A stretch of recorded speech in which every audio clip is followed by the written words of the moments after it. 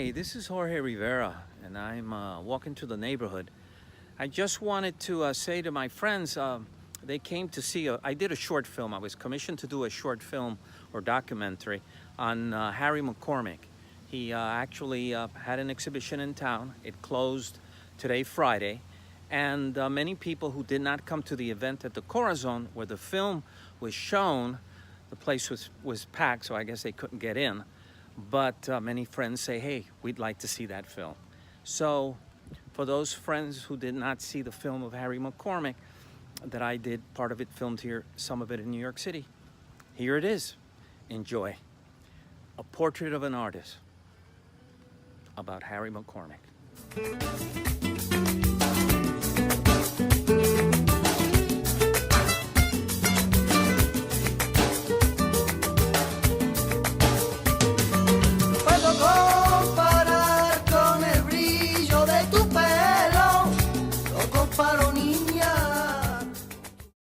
Bayonne is really somewhere else. It's an island unto itself. Okay. Yeah. Why you say that? Because culturally speaking, it's kind of in the middle of nowhere. You know, it's not right next to New York. You know, like Hoboken. You know, and it's Bayonne. It changed. You know, after I How long were you there? Well, until I got out of high school. Wow. Yeah. So you were there. Then I got right out, you know.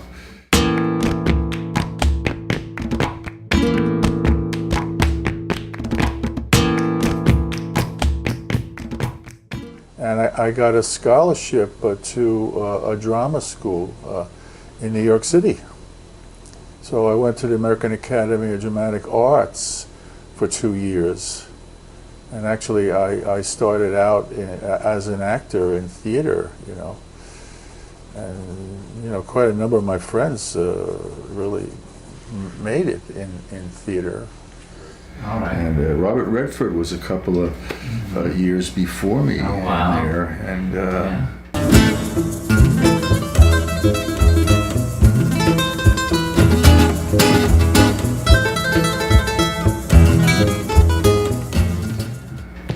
I got what they call the Jellinger Award. Historically, it's the best acting award, but historically, nobody who has ever won it ever got anywhere in showbiz. It's almost like the curse award. The curse, yeah. I won it, so.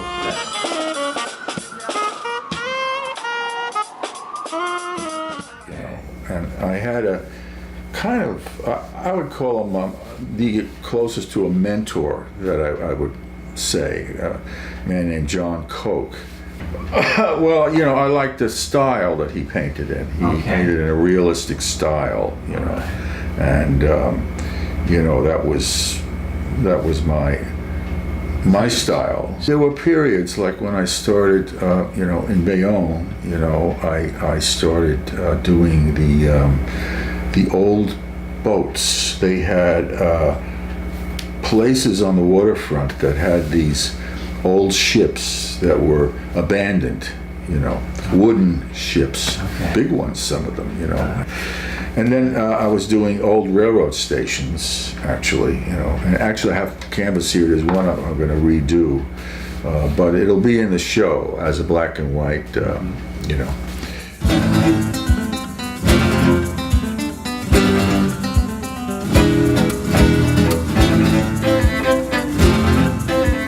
I was about 22, 23 in there. And I was walking up Greenwich Avenue, and it was raining, so I stepped into this art gallery. And I was in there with the manager and, just the two of us. We got to talking, and, I wasn't trying to get in the gallery as a painter. I just mentioned that I painted, and he asked me what does my work look like? I said, well, it's this, that, I forget, but he says, well, what's it like in here? Well, what's the closest thing? I said, well, it's a little like this, only better, And I didn't mean to be bragging, but came down on the subway with some of the paintings. They started selling right away. Started selling right away. And right away, I started selling paintings to producers and directors that I couldn't get to see as an actor. Wow. But as a painter, they all wanted to meet me. Wow. You know, and it was, I remember it was Edward Albee's plays, the producers of those plays. You know, they were buying my paintings, and I got what was it, 57th Street at the time. Got a gallery up there with ACA. It was a very powerful, well-known gallery, and they were getting me into museums and stuff. Wow. Do you remember some of the museums you've had your? There was a big one on Columbus Circle, you know, that Huntington Hartford opened, you know, and he commissioned Salvador Dali to do a big painting for the place. And too, I noticed that painters that were kind of getting a reputation for something were doing something in particular, not just painting anything, you know. I did a museum series, which is people looking at paintings in museums, you know.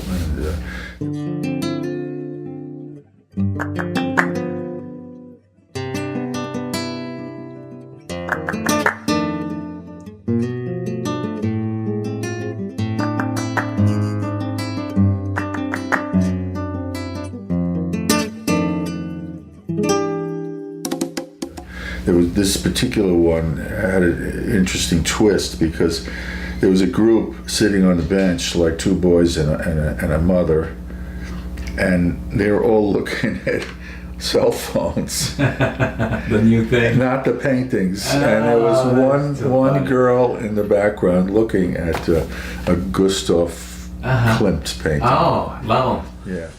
This guy here in this spot was interesting old guy. And I thought it would be good to paint another figure in this spot between these people. Yeah. When my father went to my show, one of my first shows I had in the village, he took around a look at my friends, and he was not happy with these guys, you know. But how old were you then, you think? 23, okay. 22. So your dad went to the village to see your work out there in a gallery. To see a show, you know, a show. And he died shortly after that. So, wow. But he did get to see my work at the museum that was on Columbus Circle. Right. Did he like your work?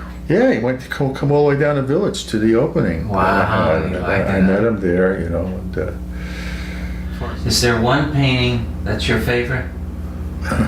That's hard to say. It's hard to say. There's so many. There's one, the ones that I've kept, but are not for sale in the show. You think those are the ones those are sort of my close to your favorites. heart? Yeah, you know, I mean, they're one of the Peach Lady, the Mexican Peach Lady. It's out there? It's out there, and the Village Woman, you know. I have another one out there of my father's chair, where he was dying of cancer. And, you know, I don't know what else to say about him. He said, would you say you had a good childhood? Who had a good childhood? Did you have a good childhood?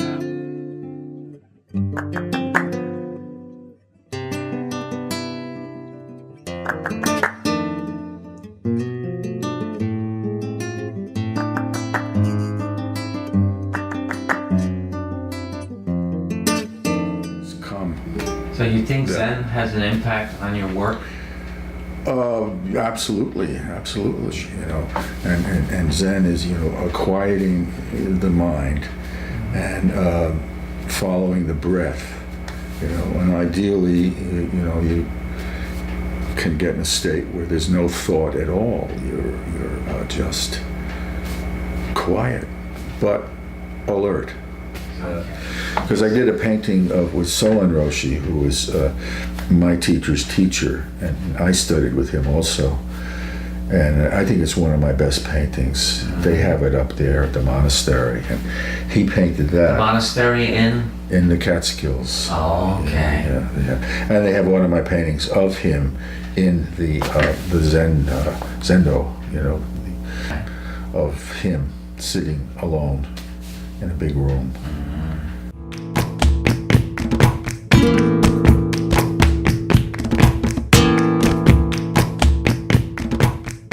Well, the bar subject has been my predominant theme for years and years. You enjoy that?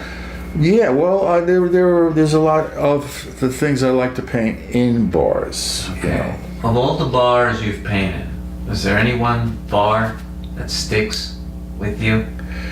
McManus was one that I did a painting called The Veteran, Mm-hmm. It's one guy sitting at the end of the bar, and this guy was everyman. He was, all right, gotcha.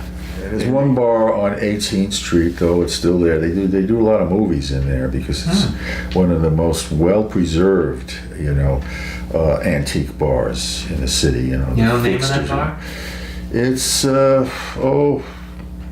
really forget. Okay. 18th Street bar. Mm-hmm. And there's a place in Europe I liked a lot. It's Julian's Bar. I did a lot of paintings. In England? Of it. No, it's in France, Paris. It's in France? Yeah. Julian's. Yeah. In England, there's Crocker's, and there's Crocker's was a great place. It's a big painting of that place. I love the pubs in England. John Cleese bought the painting. John Cleese bought the painting. Yeah. Wow. Yeah. Gave it to his girlfriend, I think. Yeah, there's just so many of them going way back. Any other famous people that have your paintings that you can think of? Well, I don't know. I heard that Ted Kennedy may have bought one of McSorley's. That was what they told me. Now you say McSorley has one of your paintings behind the bar? Yeah, behind the bar. At the end of the bar, as you look down, there's it's actually a silk screen from the painting that I did. Oh, there's a silk screen. Okay. That's what it is. All right. A silk screen. Okay. Frame. Yeah. And I've seen it in movies and things. Yeah. That's funny. There's one movie with Matt Damon in it. He has a scene with it. Mel Brooks has one of my paintings, and Anne Bancroft. He bought a painting of the White Horse in the Village. The White Horse is still there. It's an old bar. Actually, Dylan Thomas used to hang out at the White Horse. So I guess he maybe wrote some poetry in there or something. Did you hang around bars a lot when you were young? Well, yeah. Did you like to meet friends? Sure. That was the place to go, hang out with friends. There was the Triple Inn was a place I would go when I was in school. It's on 8th Avenue and maybe 54th Street. And Harvey's Chelsea was another place a friend of mine owned, and that was up the street from my studio for years and years. And there's a lot of the elements that I like to paint, like glass, wood, brass, people doing their whatever they want to do, the genre of what they do.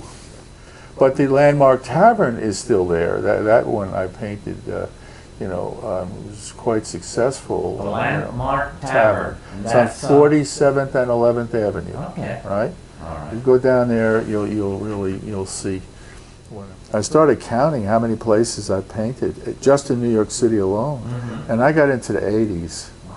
Yeah, it was over 80 bars that I painted there.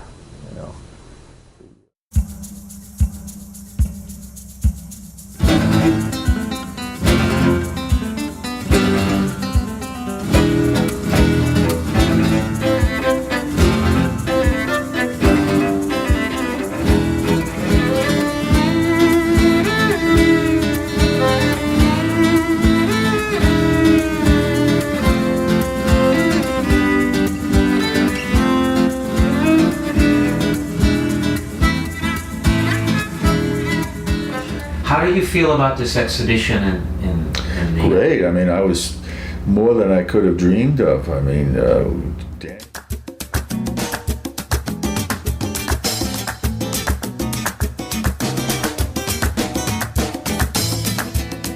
Que te quiero yo, déjamelo yo, que te quiero niña, ay de corazón, que te quiero yo, déjamelo yo, que te quiero niña, ay de corazón, que te quiero yo, déjamelo yo, que te quiero niña, ay de corazón, que te quiero yo.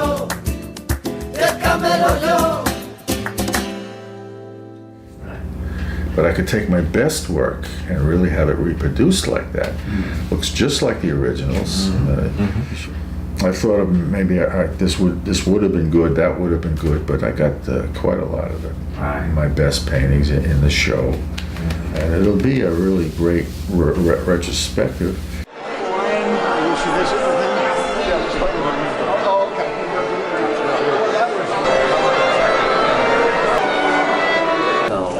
So Harry...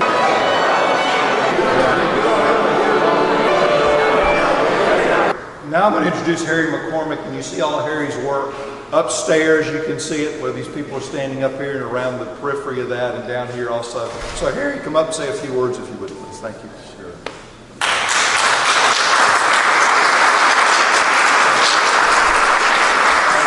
Thank you. It's a bit overwhelming to see my work, especially, you know, I've been in the Smithsonian and Guggenheim.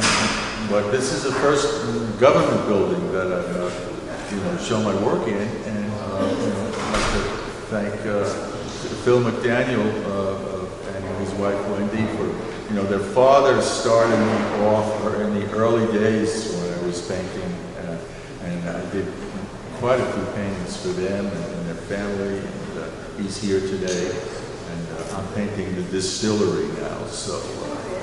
You can see that bars are my specialty.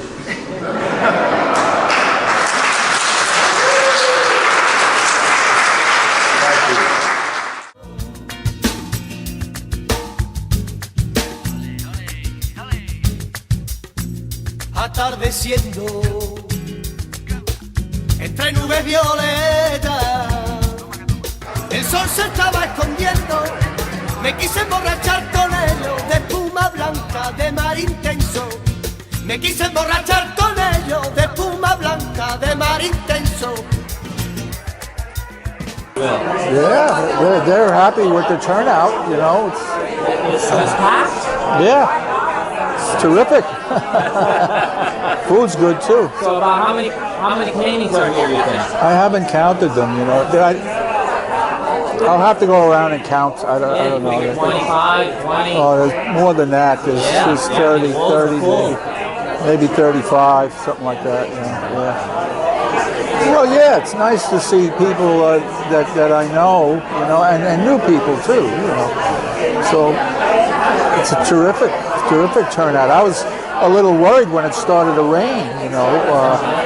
Yeah, they sold one of the restaurants to the owner, and I think by accident I put his daughter in the painting.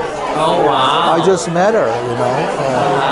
She happened to be there. Out here, Miyuki has been in a lot of my paintings, and she's here, but yeah. You know, like they say in the stage, break a leg, brother. I don't know what you say to a painter. Break a brush. Break a brush. The brush is too expensive to break. You know, money couldn't buy an easel like this now. You know, couldn't do it. Yeah, it works. Not only does it raise up and down, it'll bring the painting. It'll bring the painting forward. See, as I turn this, it's got two screws that work up and down and forward and back, and I get a lot of glare from you know, the way I paint. The light bounces off of it, and I can't see what I'm doing. So this forward motion is really a terrific aspect for me to have. Not too many easels allow you to do that. So would you say that all your work is a reflection of your subconscious mind, yours too? Yeah, you know, I mean, like, all this stuff comes from there, you know. People say, what does this mean? What does that mean, you know? Sometimes you don't see what it means till years later, you know. Oh, my God, that's what it means, you know, and that came from there, you know. Like, it comes from emptiness, nothing.